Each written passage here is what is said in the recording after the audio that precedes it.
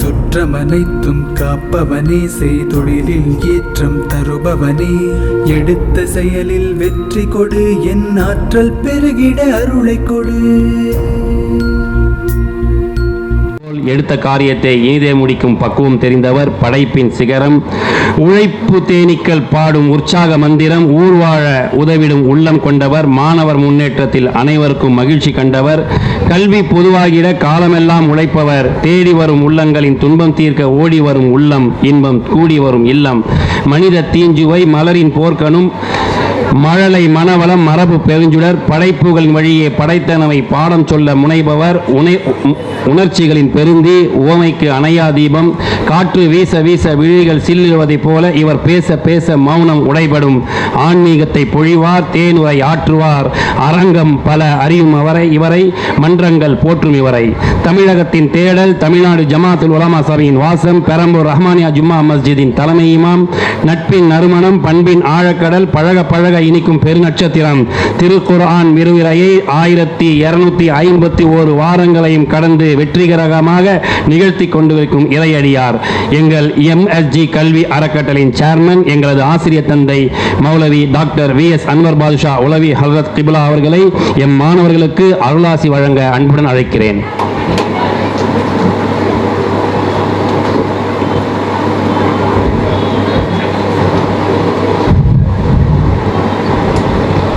அஸ்ஸலாமு அலைக்கும் வரஹ்மத்துல்லாஹி வபரகாத்துஹு. அல்ஹம்துலில்லாஹ் வஸ்ஸலாத்து வஸ்ஸலாமு அலா ரசூலில்லாஹி ஸல்லல்லாஹு அலைஹி வஸல்லம். அம்மா பஅத். அனைத்து புகழும் அனைத்துலகை படைத்து பருவாடிக்கும் அல்லாஹ்விற்கே, அவனது சாந்தியும் சமாதானமும் நம் உயிரின் மணிய முஹம்மது நபி ஸல்லல்லாஹு அலைஹி வஸல்லம் அவர்கள் மீதும், அவர்களது குடும்பத்தினர், தோழர்கள், அவர்களை பின்பற்றிய இறை நம்பிக்கையாளர்கள் அனைவரின் மீதும் உண்டாவதாக என்று உளப்பூர்வமாக பிரார்த்தித்தவனாக எனது வார்த்தைகளை தொடங்குகிறேன். நமது MSG எஜுகேஷன் ட்ரஸ்ட் வழியாக அதன் சார்பில் நடைபெறும் ஆதிகாலத்து அக்குபங்க்சர் என்னும் பெயரில் உள்ள இச்சிறப்புமிகு கல்வி நிறுவனத்தில்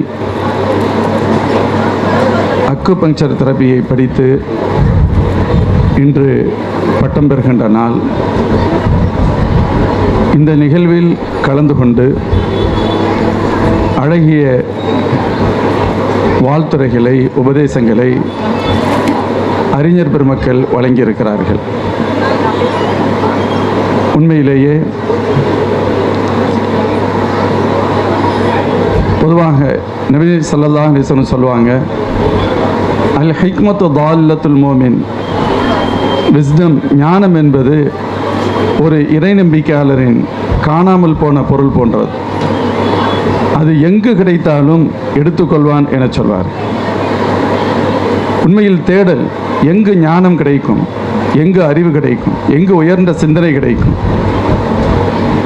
அத்தகைய தேடலுக்கு மத்தியில் இன்று நாம் நிறைய தகவல்களை, உபதேசங்களை, வழிகாட்டுதல்களை பெற்றிருக்கின்றோம்.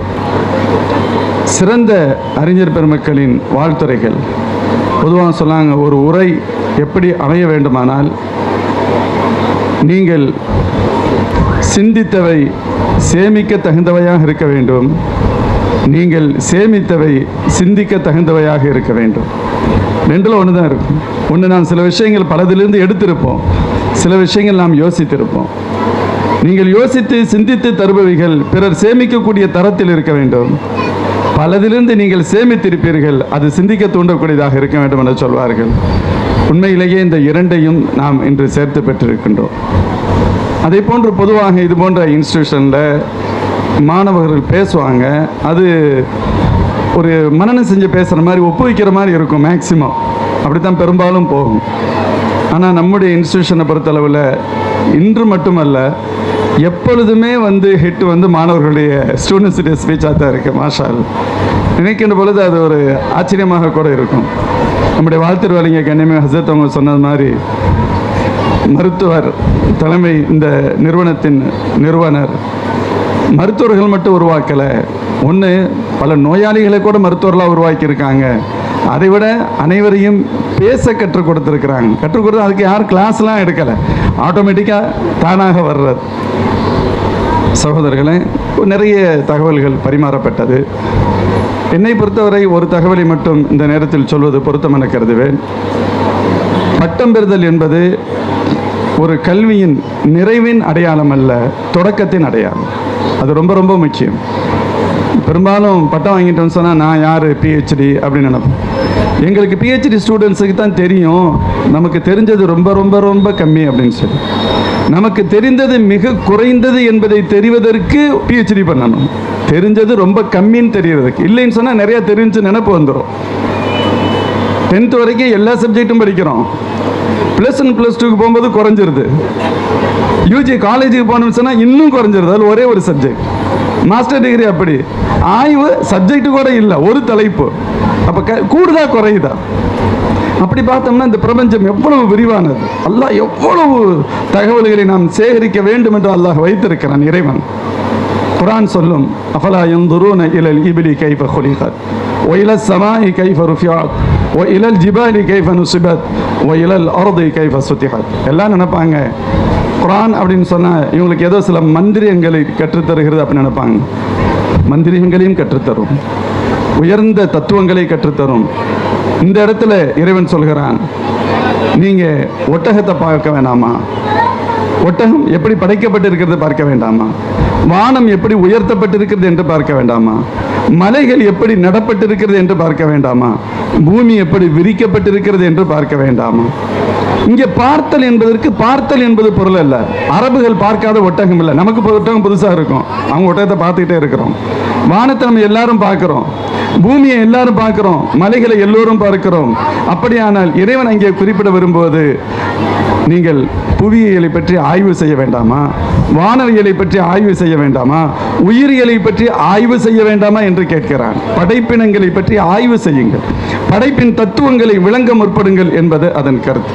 அப்படின்னு சொன்னால் நாம் படித்திருக்கிறோம், ஒரு குறிப்பிட்ட ஒரு ஞானம், ஒரு குறிப்பிட்ட சில தகவல்கள் சொல்லித்தரப்பட்டிருக்குதுன்னு சொன்னால் இது இந்த சப்ஜெக்டுடைய ஏறக்குறைய பேசிக் அப்படின்னு தான் நம்ம நினைக்கணும்.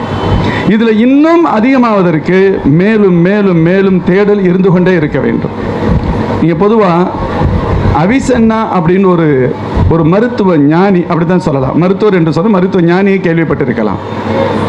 கிபி 980 பிறந்து 1037 இந்த உலகத்தை விட்டு போய்விட்டார். இன்றிலிருந்து பார்த்தோம் சொன்னால் கிட்டத்தட்ட 1000 வருடங்களுக்கு முன்பு ஏறக்குறைய.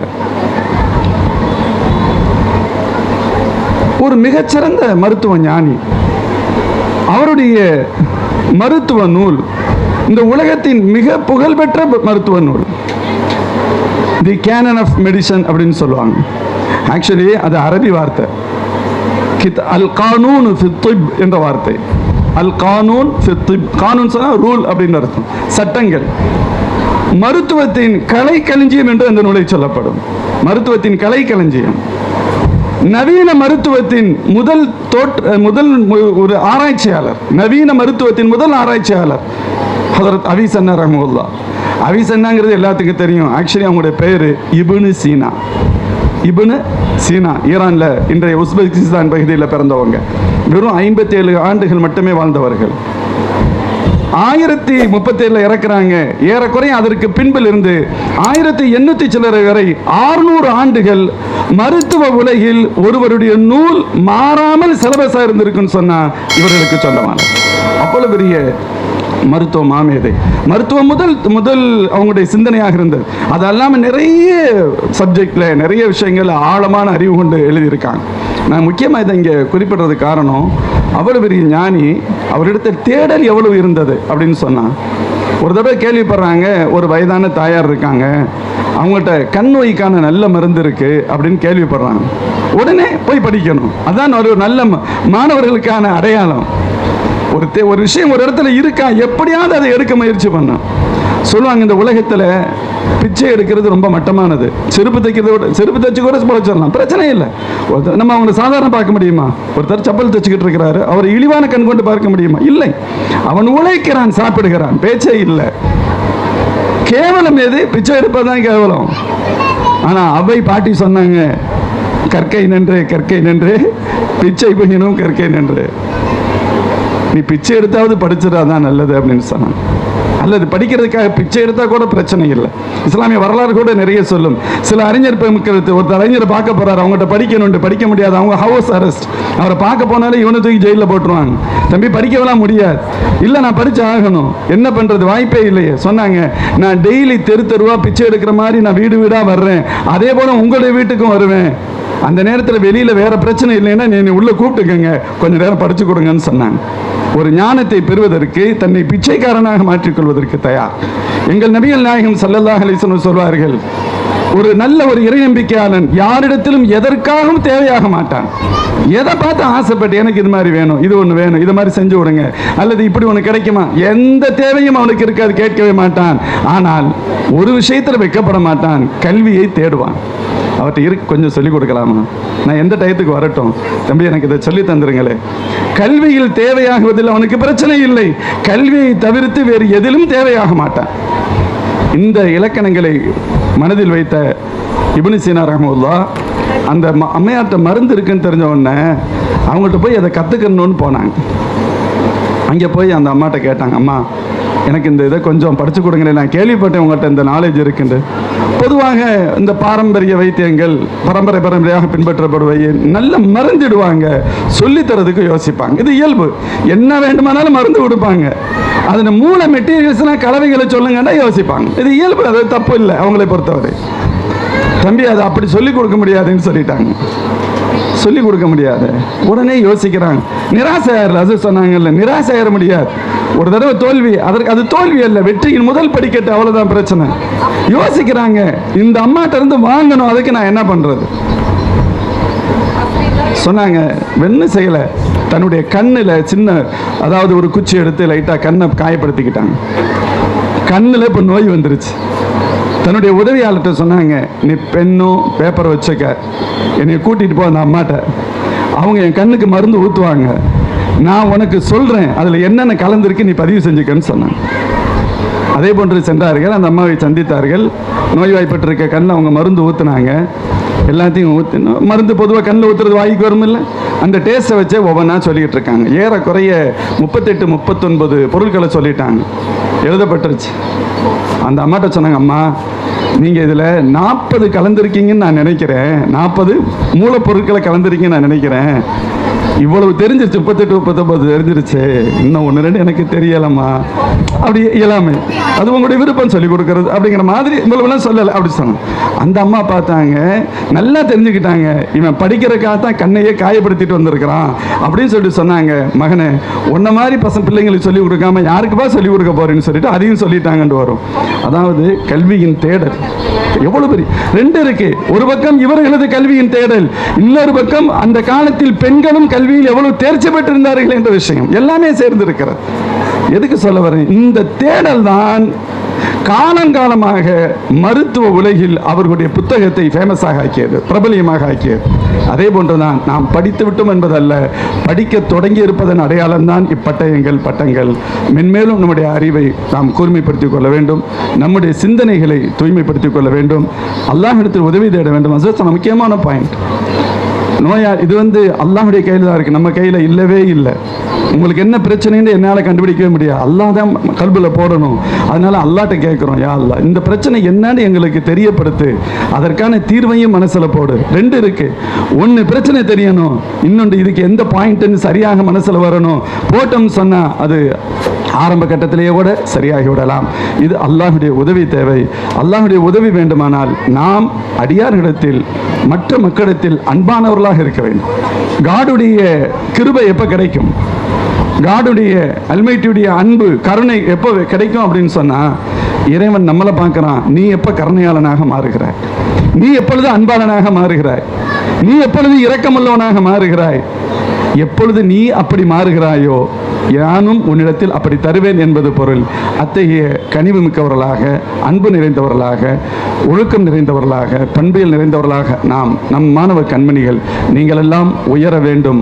உங்களது உயர்வு இந்த பேராசிரியர் பெருமக்களுக்கும் நிறுவனத்திற்கும் சந்தோஷத்தையும் மகிழ்ச்சியையும் பெருமிதத்தையும் தர வேண்டும். எல்லாம் வல்ல இறைவன் அத்தகைய ஒரு உயர்ந்த வாய்ப்பை நம் எல்லோருக்கும் வழங்குவானாக என்று உளப்பூர்வமாக பிரார்த்தித்தவனாக இந்த வார்த்தைகளை நிறைவு செய்கிறேன். அஸ்ஸலாமு அலைக்கும் வரஹ்மத்துல்லாஹி வபரகாத்துஹு.